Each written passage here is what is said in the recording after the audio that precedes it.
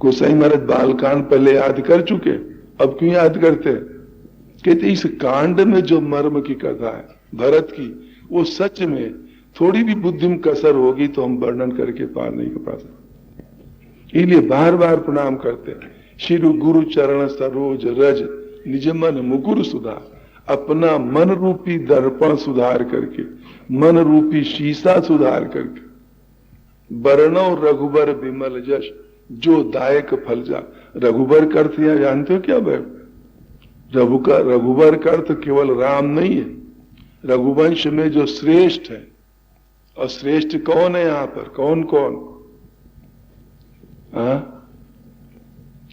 इस कांड में भरत जी की कथा है ना, तो यहां पर रघुबर का अर्थ होता है राम और भरत दोनों से।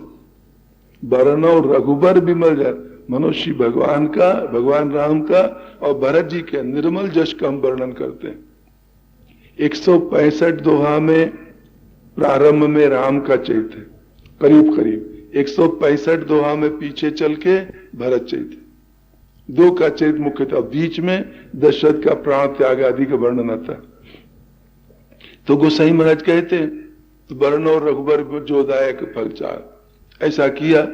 तो हमें कह रहे थे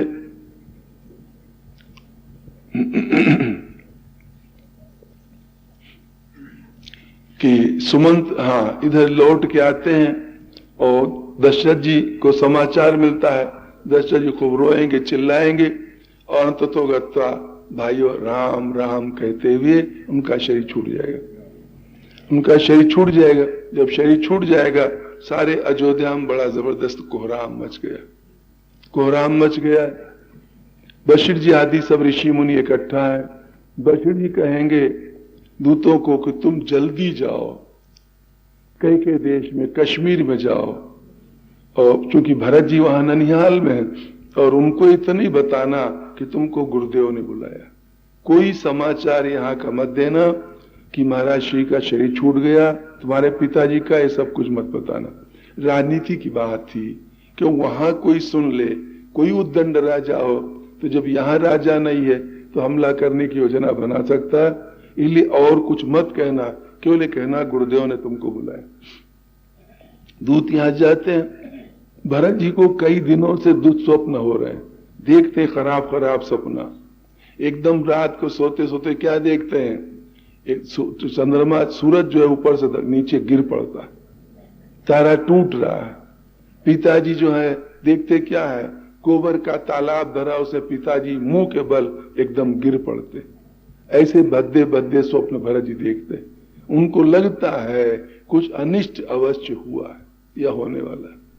प्रातः काल उठ करके भगवान शिव को मनाते हैं, आराधना करते हैं कि हमारे भैया दोनों ये सब कुशल पूर्वक अयोध्या हो, पिताजी माताजी इस प्रकार से भरत जी वो करते। ऐसा सोच रहे थे, इतने में धावन पहुंचते दोनों और कहा आपको गुरुदेव ने बुलाया। वहां से भरत जी तत्काल चल पड़ते, शत्रु के सहित वहां चल पड़े। चलते चलते भाइयों, मन तो उनका आज लग नहीं रहा पूरा। मन जो है उनका आज वैसा नहीं हो कि कहते हैं ना, भविष्य में जो होने वाला है, श्रेष्ठ पुरुषों की आत्मा पर पहले उसके लक्षण दिखाई देने लगते। सताम ही संदेह पदेशु वस्तुषु प्रमाण मंतःकरण प्रवृत्ति, रघुवंश आता है। श्रेष्ठ पुरुषों के अंतःकरण वैसे वृत्तियां उठती। भरत जी को लगता है कुछ होने वाला। चले आ रहे, आते आते जब अयोध्या के थोड़ा निकट आते हैं, भरत जी देख रहे हैं आज अयोध्या का सारा वातावरण क्यों परिवर्तित। आज वो मंगलकारी पशु नहीं बोल रहे, आज पक्षी जो मंगल की सूचना देते थे, आनंद की खुशी की, वो कोई नहीं बोल रहे। बोल रहा है तो गधा बुरी तरह से बोल रहा, सियार बुरी तरह, खरे सियार बोला ही प्रतिकूला, सुनी सुनी हो ही भरत मन शूला। सब उल्टे बोल रहे। पक्षी भी कोई वैसे नहीं, कौआ बुरी तरह से काय काय कर रहा, कठोर शब्दों। आज श्यामा पक्षी बाई तरफ वृक्ष पर बैठी हुई नहीं बोल रही। आज नकुल सामने नहीं आ रहा। सारे के सारे शकुन सब बिल्कुल उल्टे हो गए। भरत जी को देख करके मन में और भय सवार होता है कि कोई बड़ा दुष्कांड हो गया। इसके बाद भरत जी और आगे बढ़ते हैं, अयोध्या वासियों को देखते हैं। एक दिन वो रहा, हमेशा जब जब भरत जी बाहर से आते थे सारे नगर के लोग दौड़ पड़ते थे भरत से मिलने।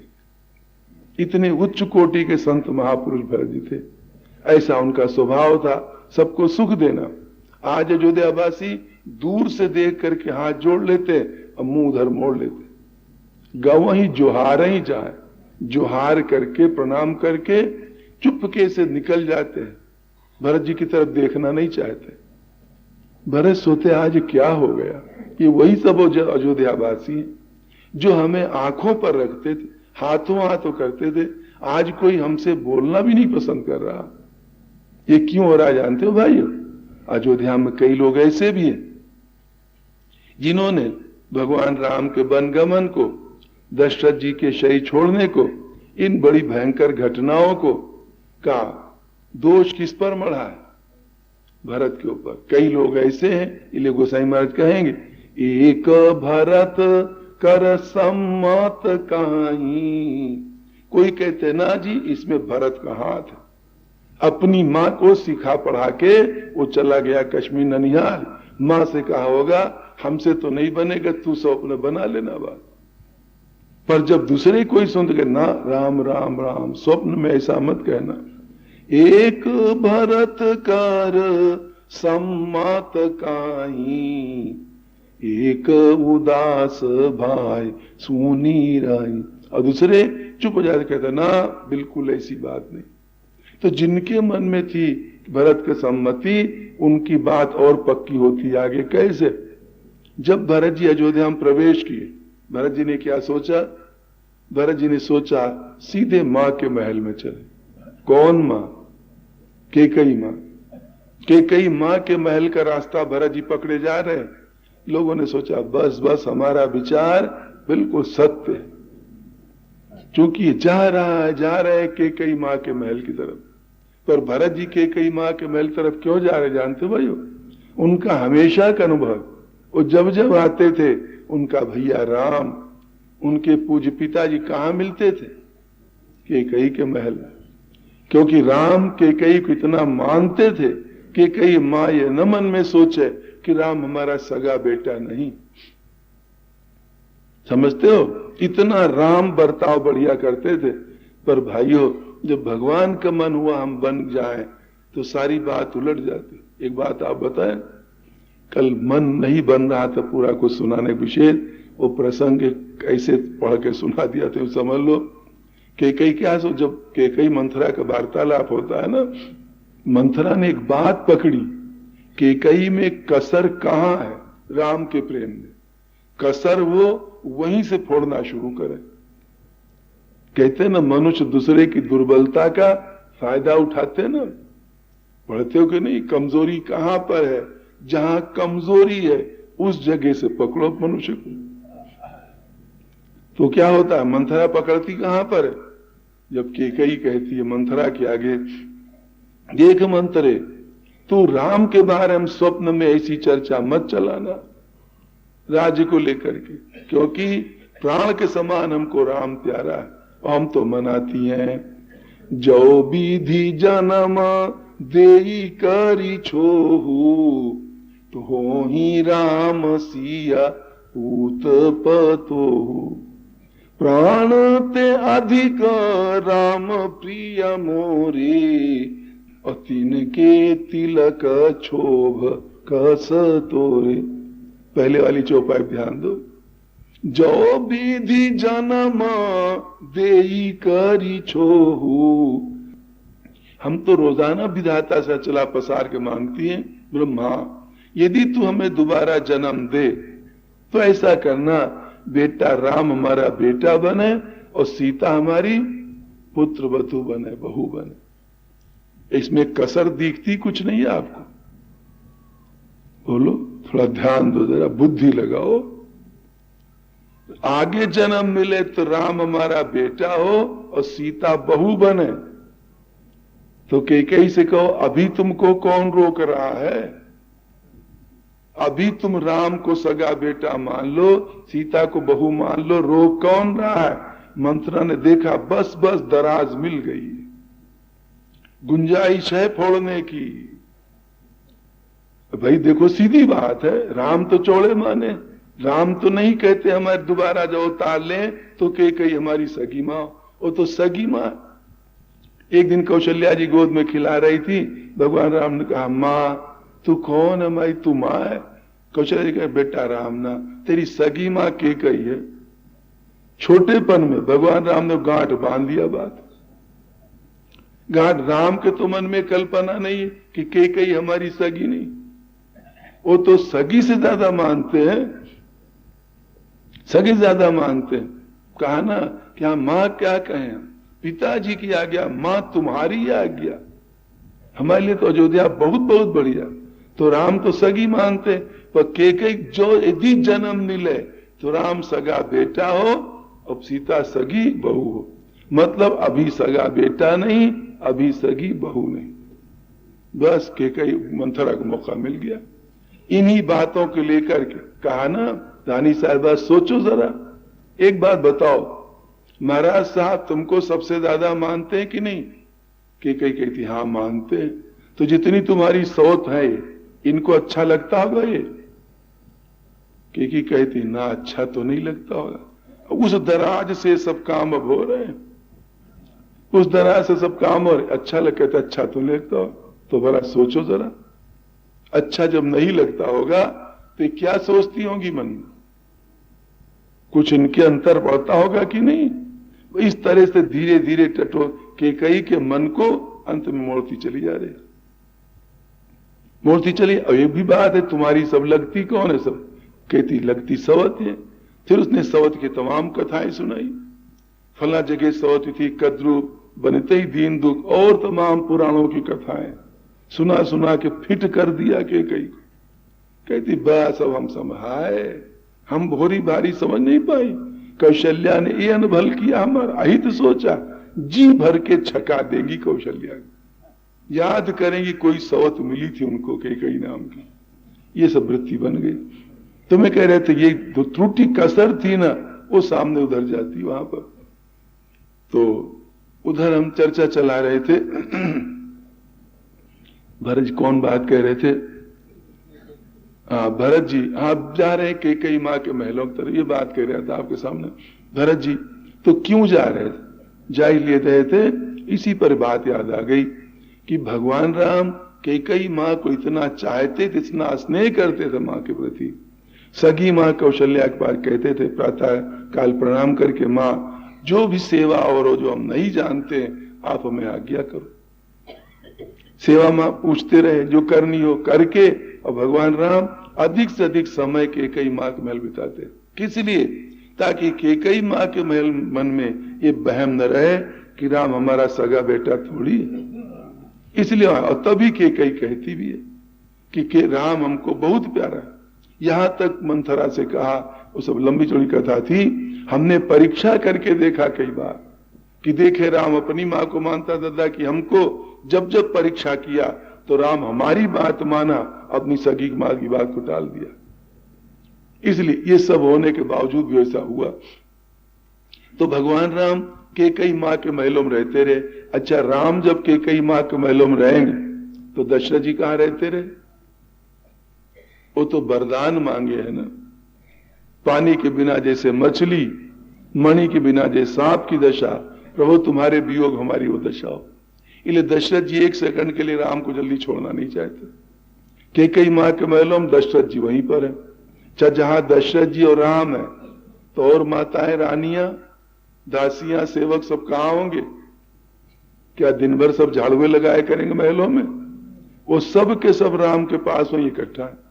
अस्तु भरत जी जब बाहर से कभी आते रहे, सारा परिवार वहीं पर मिलता था कई माँ के महलों। इसलिए भरत जी जा रहे हैं कई माँ के महलों की तरफ। परंतु जो लोग ये बात नहीं जानते हैं, कुछ ऐसे लोग भी हैं, वो कहते देखो यदि सहमति न होती तो क्यों जाते वहां। भरत जी ज्यों वहां पहुंचते हैं कई मालूम हुआ दासियों के द्वारा कि आए हैं, बस थाली सजा करके आरती की, ले जाती, भरत की आरती उतारती और बड़े प्यार से मिलती। गोसाई महाराज कहेंगे भरत दुखित परिवार निहारा। भरत जी ने जो दृष्टि डाली कि मामला क्या है। अब देखो भरत जी जो पूछ रहे हैं, उस पूछने में भी सिद्ध होता है कि वो महल है जहां पर हमारे पिताजी भैया सब मिलते थे। आज मामला बिल्कुल उसके उल्टा है। आज केवल अकेली कैकेयी आई आरती लेकर, और साथ में कौन है? वो दुष्टा मंथरा, हेल्पर वो है, वो हेल्पर है। आखिर भरत जी ने देखा, पूछा, और वो भी देखती। भरत जी के मन में जो उदासी है, घटनाओं को देख देख करके जो स्थिति बदली मन की, उसको देख करके कैकेयी कहती है, सुता ही सोच देखी मान मारे, और पूछा त नैहर कुशल हमारे। कैकेयी जब देखती भरत जी को मन मारे तो कहती, बताओ बेटा भरत, हमारे नैहर में सब कुशल है ना? माँ बाप राजी है ना? सकल कुशल काही भरत सुनाई। कुशल बताई और फिर पूछी। भरत जी पूछते, माँ यहाँ कहो सब कुशल है ना? भरत जी क्या पूछने लगे? कहू कहाँ तात कहाँ सब माता, कहाँ सिया राम लखन प्रिय भ्राता। माँ बताना, हम जब आते थे पिताजी भैया रहा सब दौड़ते थे मिलने के लिए, स्नेह देते थे, इतना उनकी कृपा थी, इतना वो था। आज सब कहाँ है? कहू कहाँ तात कहाँ सब माता, कहाँ सिया राम लखन प्रिय भ्राता। बता कहाँ है? हम पूछते भरत जी, जवाब क्या देती हो? वो पूछ रहे भरत जी कहाँ है सब। वो क्या कहती है? वास्तविकता को दबा करके, असलियत को छिपा करके, ऊपर से चिकनी चुपड़ी बातें कहती है। तात बात माया सकल सवारी, और भई मंथरा सहाय बिचारी। बेटा हमने सब बात बना लिया, बहुत बढ़िया बना ली। मंथरा ने हमारी सहायता की, इस बिचारी ने, भली ने हमारी सहायता की, हमने सब बना लिया बात। तो फिर सब हमने बना लिया तो बिगाड़ा किसने? ये लुगाइयों को थोड़ा स्वभाव भी होता है। कछु का बात विधि बीच बिगाड़ो, भूपति सुरपति पुरपूप गोधार्यो। थोड़ा सा काम, जरा सा काम विधाता ने बिगाड़ दिया। देखो दुर्बुद्धि घेरे न के कई के, पति का मरना मानो थोड़ा नुकसान है। तो हमने हम सब बना लिया हमने। इसे घरों में बताए क्या होता है कई बार कि लड़ाई भी हो जाती है लुगाई में। किस बात को लेकर? देखो इसको कहा रहा कि पानी ऐसे डालना सीरा में, बढ़िया बना कि नहीं? हमने कहा रहा पानी इस तरह छोड़ना उसमें, बहुत बढ़िया बनाना। तब तो स्वयं हमने कहा था ना। और जब बिगड़ जाए हमने इसे कहा ना ऐसा मत करना, चट से उलट देगी। मानो अच्छा हुआ तो हमने किया और बुरा हुआ तो दूसरे ने किया। ऐसे कैकेयी कहती है, तात बात माया सकल संवारी। बन गया कुछ भोजन बढ़िया। देखो कितना बढ़िया बनाया हमने बताया रहा, बिगड़ गया। कहा था ऐसे मत डाल पानी, सब चौपट कर दिया। तो तात बात माया सकल संवारी, और भई मंथरा सहाय बिचारी। थोड़ा सा काम विधाता ने बिगाड़ा। जो भरत जी ने सुना, भूपति सुरपति पुरप गोधार, पिताजी आपके स्वर्ग पधार गए। सुनत भरत भये विकल विषादा, जनु साम्य करी के हरि नादा। भरत जी ने जो सुना बिल्कुल घबरा गए।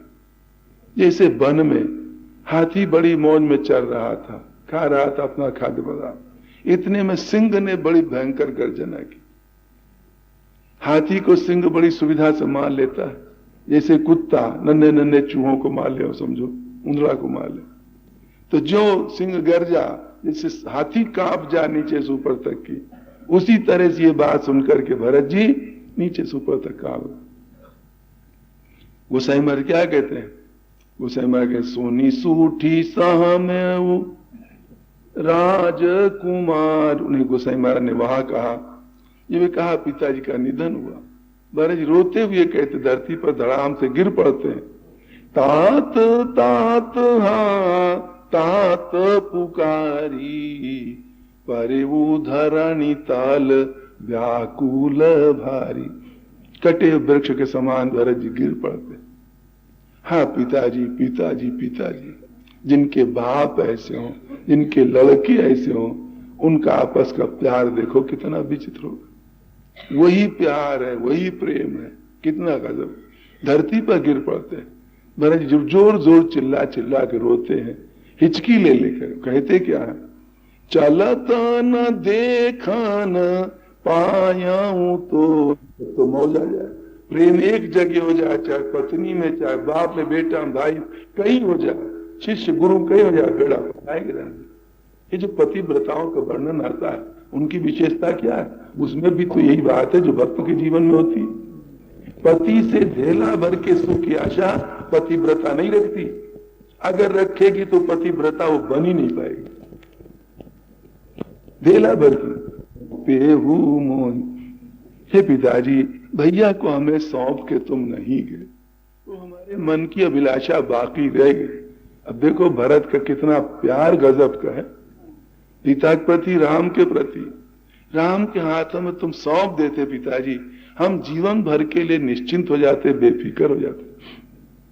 वो भी न हो पाया और तुम्हारा दर्शन भी न कर सके।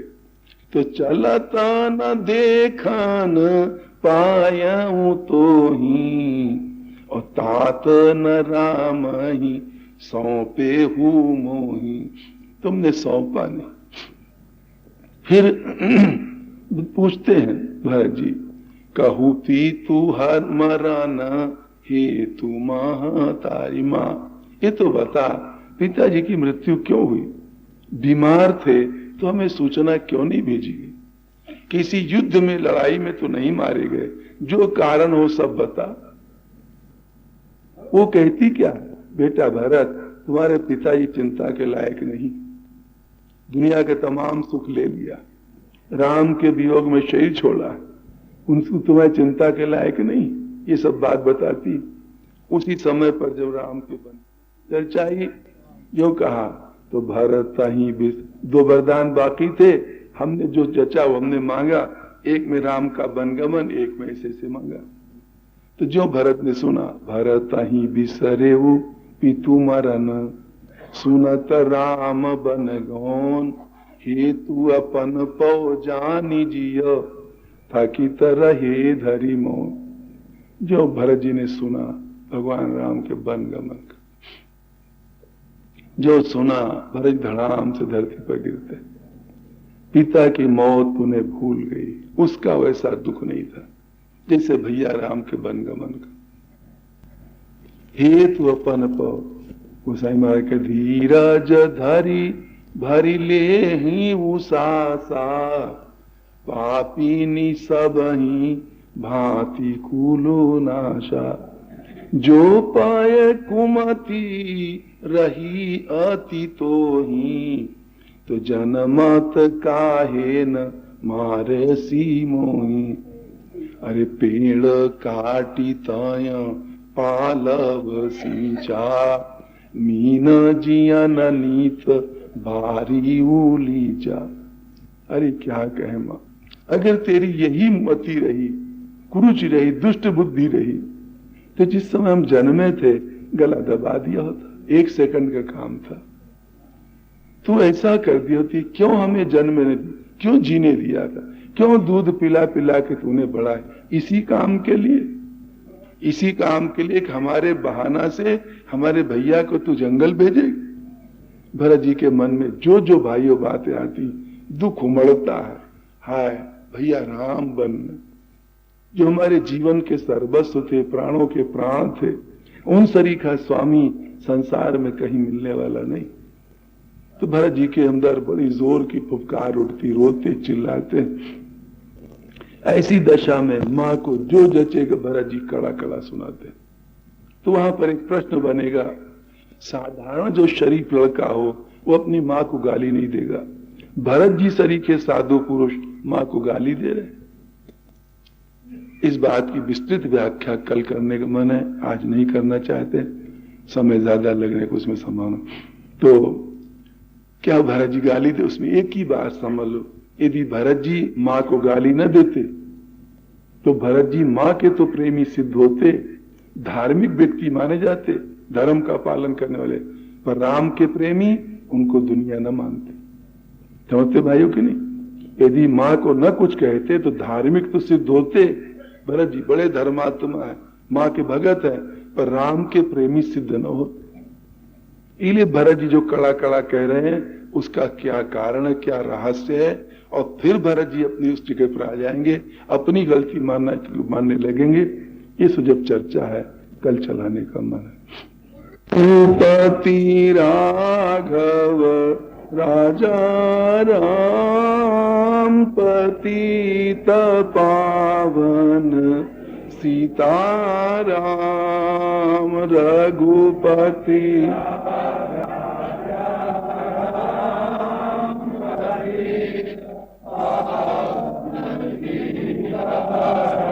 पतित पावन सीताराम पतित पावन सीताराम पतित